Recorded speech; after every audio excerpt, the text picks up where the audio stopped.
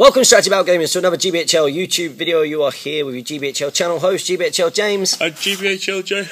I'm very tired, GBHL Jamie. And GBHL Jamie. Do you know what this reminds me of? That little moment there was the fact that at Throne of Skulls, when you were running the Middle-earth's Deadliest Warband competition, now Jamie has a TO voice. Oh, and you weren't doing that, and you sounded much better. It's just a bigger hall. It's a bigger hall. That was great. Anyway, we are doing a channel unboxing, and we're unboxing some of my miniatures which I have finally received from Slayer Games.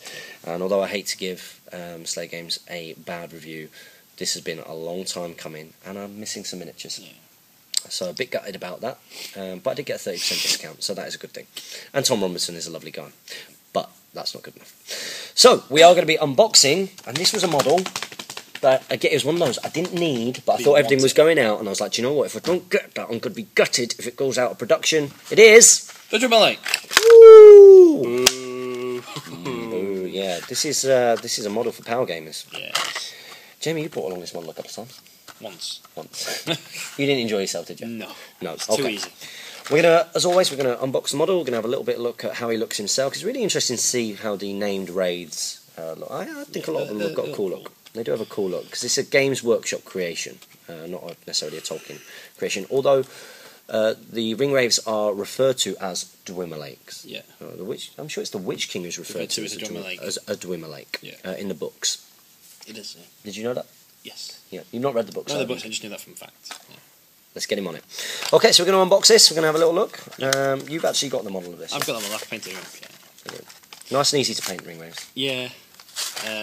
Black, then grey, then ink. Then highlight grey. Okay, so we've got a horse's base, and in this you do get a foot and mounted model. Yeah. Okay, so I really liked the foot model. I was always quite happy when he got dismounted. I got to use my nice. It's a good model. Let's have a little look. Okay, so which sword arm is for who? I made that mistake. Is that one? No, he's got the guy on foot, I think. Yeah, the guy on foot. So this is the first predicament: is who's got which sword hand? This guy's. I think this one is really weird. No, that's wrong. That's this one. Okay, no, that's for him. This is the And this is for him. Okay, so we're going to look at the foot model first. It is a really cool pose. Quite a bit of flash and stuff on these, but obviously it's not a problem when it's a metal model.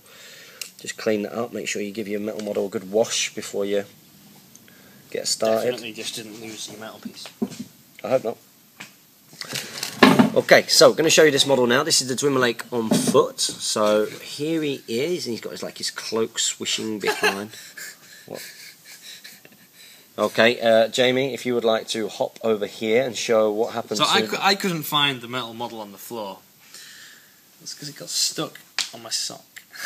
Stuck in the sock. He's got a sharp sword, this Dwimmerlaik. Oh! Well, not really. Oh dear. Okay, so this is him on foot. I do like that pose. That's a great pose. He's got like his hand up here. He's got his sword coming around here. He's like, come on, let's have a go. Although he's not really a combat wraith, is he? Not at all. No, he shouldn't be in combat at all. No. The discussion his rules is obviously just a. He is fight 5 as a ring wraith, strength 4, defense 8, 1 attack, 1 wound, and courage 6. So what you'd expect from a wraith. He's got no might points, which is his big downfall. This is his downfall, but it's made up by his special rule. He's got 16 will to make up for having no might, so we can throw a bit more will at casting and stuff.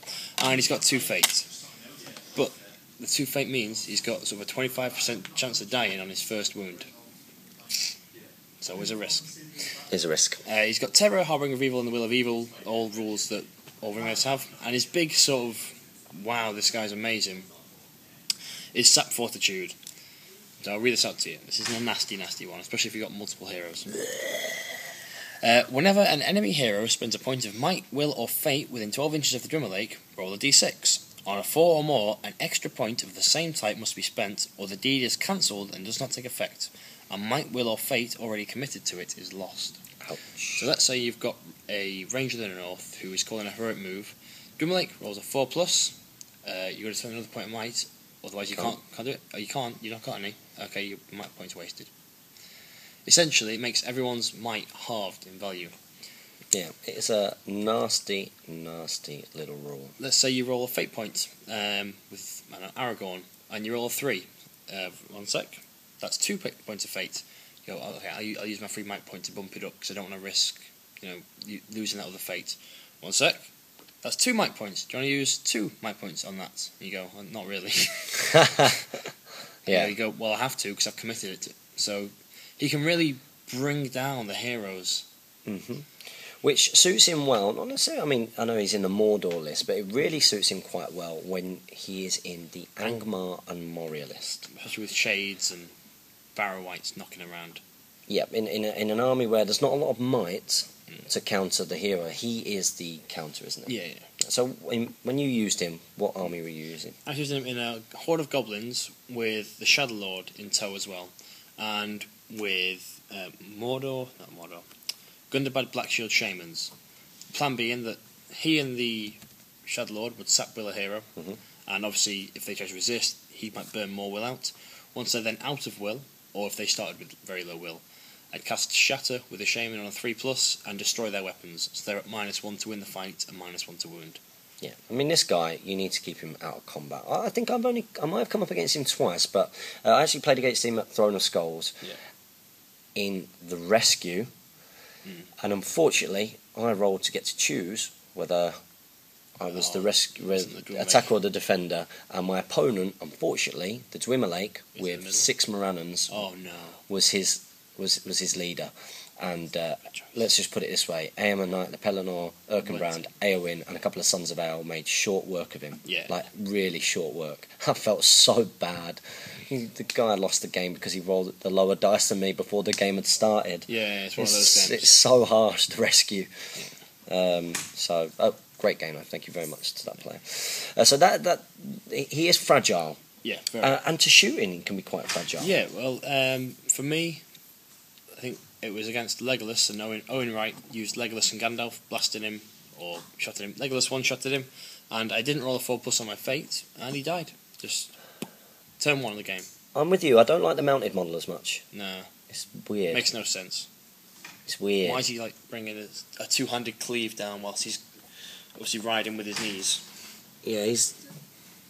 Yeah, he looks too much like a combat wraith there.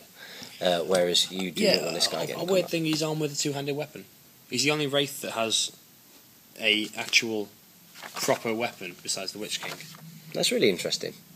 Interesting facts of the day. Yeah. But it's the sap fortitude that you want to bring him for. And the reason I got him is because I'm quite keen. I know you're quite keen to do it full as well. Angmar force. Yeah. And maybe try that sort of very little might kind of force where you've got your Shade and you've got him. Your anti-might. Yeah, an anti-might force. Yeah. Which could be good fun. His spells, just to mention them, are all the same as a regular Ring Wraith. Black Dart on a 5+. His spells aren't worse like some of the later named Wraiths were. Yeah, and he's got a decent amount of will as well. Yeah, 16. That's because he's got the might to bump it up. Yeah, so he's got 16 will, which is pretty good going. So, he's vulnerable to other Wraiths. Sap will. A channeled Sap will against him. He has to roll that 6 to stop it. Yeah, that's true. That's true.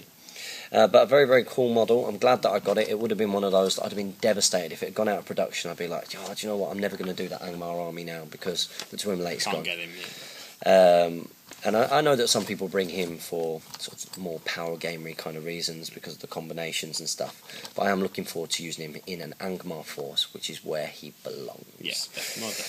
So this has been your channel host, GBHL James. And GBHL Jamie. And we've done another channel unboxing for you guys. Make sure, as always, you comment, like, share and subscribe. Support your Hobbit hobby. And if you've got any tales about your experience with the Dwimmerlaik, make sure you put it below because we're always interested to hear them.